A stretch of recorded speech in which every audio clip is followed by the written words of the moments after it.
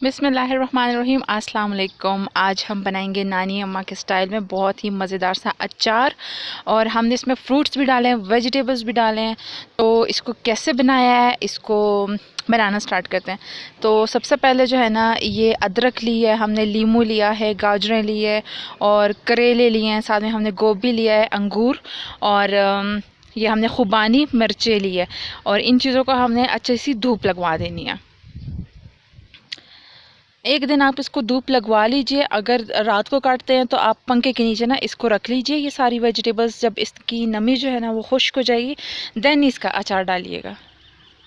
ये फ्रूट्स भी बहुत ज़्यादा मज़े की लगती है अचार में। तो हमने गोभी और जो करेले थे उनको भी इस तरीके से कट कर लिया। करेले का जो कड़वापन है वो तो बिल्कुल भी नहीं आता, बहुत मज़े की लगती हैं। तो सारी जो वेजिटेबल्स है वो हमने डाल दी हैं एक बर्तन में, और ऊपर से हम डाल रहे हैं जी कलौंजी। और ये नानी जो है ना वो ख़ुद ही बना रही है, बड़ों के हाथ में वैसे भी बहुत ज़्यादा टेस्ट होता है। और ये अब इसके ऊपर डाल रही हैं जी मेथी दाना।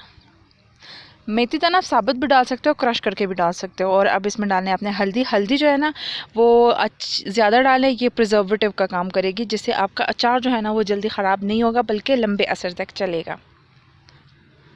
और लाल मिर्च जो है ना वो आप अपने टेस्ट के मुताबिक डालें, लेकिन जब ज़्यादा डलती है ना तो खट्टा मीठा और जो तीखा टेस्ट आता है बहुत ज़्यादा अच्छा लगता है। और इसमें थोड़ा सा धनिया भी डाला है, धनिया पाउडर।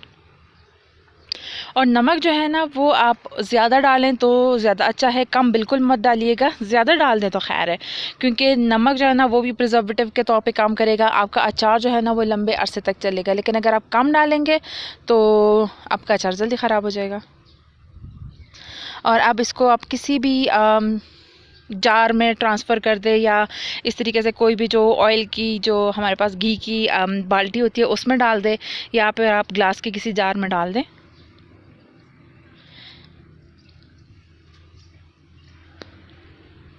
तो ये शिफ्ट कर रही हैं इसमें ये जो अंगूर, खुबानी, और अगर आपके पास प्लम है तो वो ज़रूर डालिएगा। प्लम का टेस्ट सबसे ज़्यादा अच्छा आता है।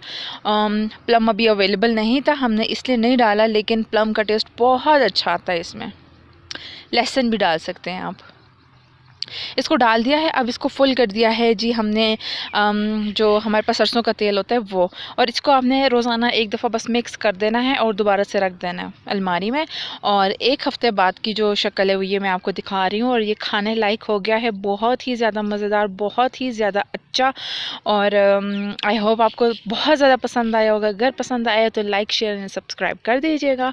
और वीडियो देखने के लिए बहुत बहुत शुक्रिया। अपना ख्याल रखिएगा। अल्लाह हाफ़िज़।